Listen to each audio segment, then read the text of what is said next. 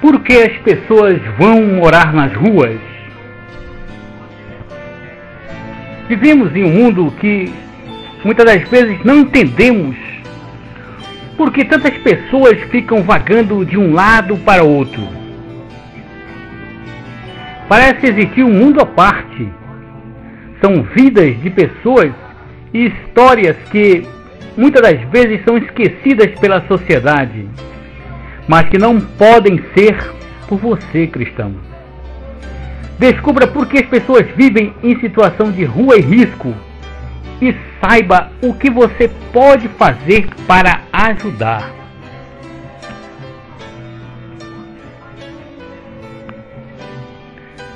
João 3,16. Porque Deus amou o mundo de uma tal maneira que deu seu Filho unigênito, para que todo aquele que nele crê não pereça, mas tenha vida eterna.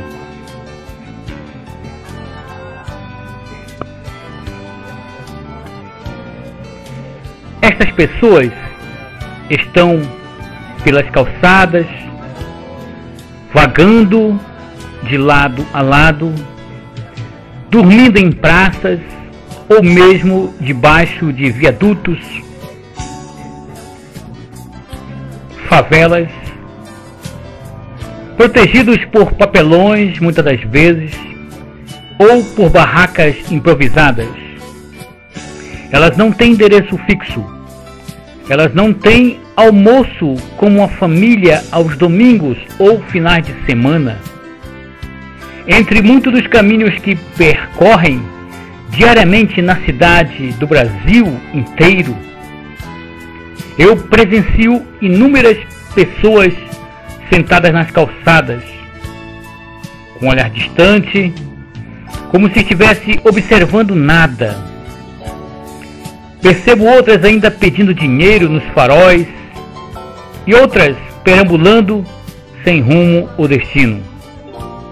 Outras falando palavrões, pensamentos desconexos, talvez por estarem sob efeito de algum entorpecente, alguma droga que potencializa a tristeza e a solidão. Mas o que leva afinal alguém a ter uma vida assim? Lembro-me certa vez que era um final de semana, a noite fria, e como observante, a melhor forma que eu encontrei para saber como essas pessoas viviam, o que sentiam e o que os motivou a ir para as ruas, foi perguntar para algumas pessoas que estavam vivendo nessas condições. Sabe, eu tive uma infância difícil, mas nada parecido com o que muitas das vezes encontramos, que ao observar tanta diferença, tanta negligência, chega até a apertar o coração.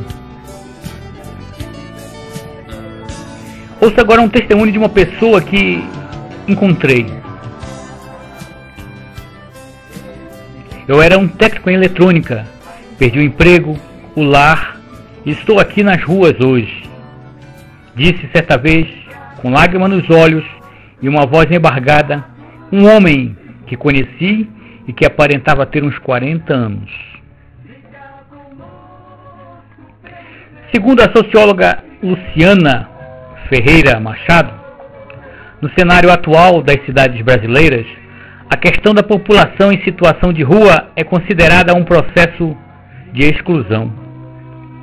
Envolve fatores estruturais, como a ausência de moradia, a inexistência de emprego ou trabalho, ou baixa renda. A dependência química também, ou transtornos mentais, rompimento dos vínculos familiares por diversos motivos, falta de amor, a perca de todos os bens, dentre outras inúmeras situações. São números que representam vidas. De acordo com o IBGE, quase 2 milhões de brasileiros vivem em situação de rua e risco. Segundo a ONU, existem cerca de 100 milhões de pessoas vivendo à margem da sociedade nos grandes centros urbanos em todo o mundo. Sabe, meu amado, você que está aqui na igreja, dê graças a Deus. Você que é um cristão, dê graças a Deus. E saiba que não é o seu dinheiro que vai mudar nada. É a sua atitude interior, é a sua fé em Cristo, é o seu amor pelas almas que pode criar uma oportunidade para mudar essa situação. De uma família tradicional rural, o Rainer Almeida, de 37 anos, cresceu com os pais e os 3 irmãos no interior de Minas, na cidade de Montes Claros. Quando estava com 33 anos, conheci uma pessoa, o qual me apaixonei. 4 meses depois, nos casamos. Tivemos 2 filhas e eu, por não saber lidar com a pressão de ter que sustentar a casa e a família, me envolvi com álcool e as drogas. Esse é o relato. E foi assim que começou a triste história da vida dele. Aquela jovem não aceitava o fato de dele estar se destruindo e saiu da sua casa com as 2 filhas. Foram 3 anos entre idas e vindas, até eu receber a notícia de que a minha mãe havia falecido. Foi quando me afundei nas drogas cada vez mais e a pessoa amada desistiu de nós todos. Ano passado ele decidiu se render à depressão e foi morar nas ruas. Saía pedindo dinheiro na entrada do metrô e gastava tudo com drogas entorpecentes, passando as madrugadas acordado. O dia 24 de outubro de 2013 foi decisivo na vida de Rainer. Esse dia, ele decidiu que iria se suicidar e dar fim a todo esse sofrimento.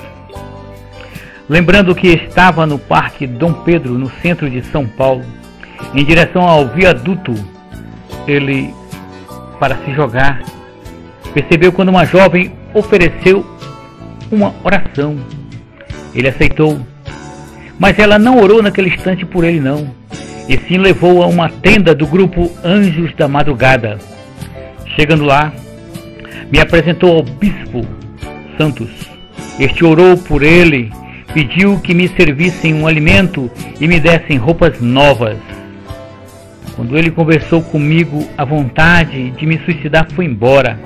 A atenção que eles me deram era o que eu precisava naquele momento para me sentir gente de novo, revela esse jovem.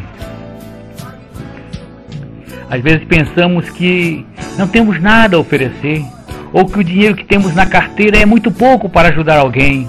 Mas na verdade, o que a pessoa precisa é que você estenda o braço, é que você lance sobre ele uma palavra amiga, é que você ofereça uma oração, é que você interceda por ele, ou mesmo, se não sentir-se em condição, leve a alguém, leve ao seu pastor, leve ao seu amigo mais experiente.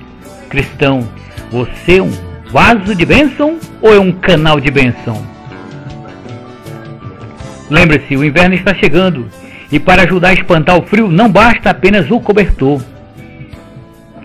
Os motivos para a amargura e a falta de esperança eram muitos, mas quando a fé superou os modelos, o medo, os obstáculos tornaram-se pequenos. Há 15 dias, o Rainer está trabalhando como corretor de imóveis. Ele voltou com a esposa e hoje moram juntos e estão dispostos a construir uma vida nova com a filha. A fé transformou a minha vida, ele completa. Isso tudo aconteceu porque houve um evangelismo. Perceba bem a importância do trabalho de evangelizar. Nós conhecemos muitas pessoas que tiveram a vida mudada quando foram alcançadas pelo poder de evangelizar, por uma palavra amiga, por um folheto, por um pretexto para oração, enfim.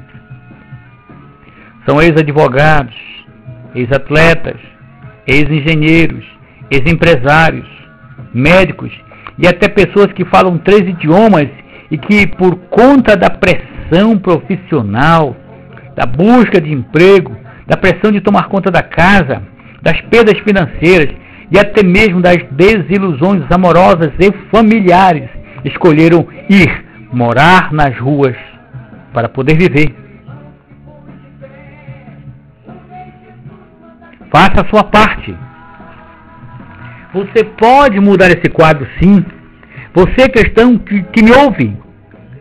O inverno está chegando e para ajudar a espantar o frio, não basta apenas o cobertor, não. É preciso cobrir essas pessoas de esperança, com uma palavra de fé, incentivo. Muitos que vivem nessa situação acreditam que é possível mudar de vida, sim. Você pode e deve fazer a sua parte, como um amante da palavra de Deus, como um seguidor de Jesus Cristo. E o primeiro passo é começar a enxergar essas pessoas como almas que clamam por atenção. São pessoas que estão nas ruas, são pessoas que vaguejam pela praça, pelos viadutos, pelos canais, pelas drogas, na escuridão. Mas que você não tiver a coragem e perder o medo de se aproximar delas, desejar um bom dia, uma boa tarde e abrir um diálogo e conversar realmente com elas para conhecer, se você não senti-las como vidas, como almas, nunca serão alcançadas. Lembre-se, são almas que clamam por atenção. Segundo Antônio Mateus, sociólogo urbanista, doutor em ciências, pesquisador do Observatório Interdisciplinar de Segurança Pública, a compaixão e o respeito pela nossa condição humana se institui também com a preocupação pelo outro. Além de fazer a sua parte individualmente, cada membro da sociedade, da igreja, pode também cobrar do governo a legitimidade da cidadania e do Estado de Direito. Precisamos nos manifestar face a esses males sociais que nos atingem direta e indiretamente. É necessária uma mudança de cultura cívica e de pensamento, e a escolha certa dos nossos governantes é um bom começo. E você, como tem percebido as pessoas que estão em situação de rua? Será que você apenas evangeliza, fala, comenta com os seus amigos, com os seus parentes, com as pessoas que já estão na igreja? Lembre-se, a tarefa principal da igreja não é simplesmente evangelizar aquelas pessoas que já estão no nosso meio, na nossa igreja, na nossa casa, os nossos amigos, os nossos irmãos, os nossos parentes. Isso é muito bom. Este é o primeiro princípio, mas o segundo princípio mais importante é amar o próximo como a si mesmo.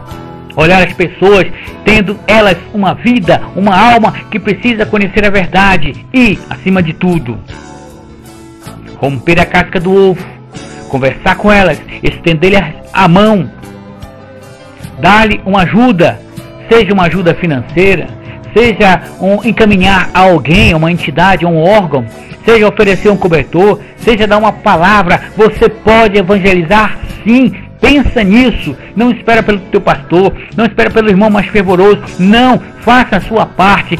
Deus te ama e quer te usar, quer que você seja um canal de bênção para alcançar essas pessoas que estão pelas drogas, que estão presas pelo pecado, pelo vício, ou mesmo presas por uma situação, por uma crise de depressão, por uma falta de amor, uma palavra de amor dos seus familiares.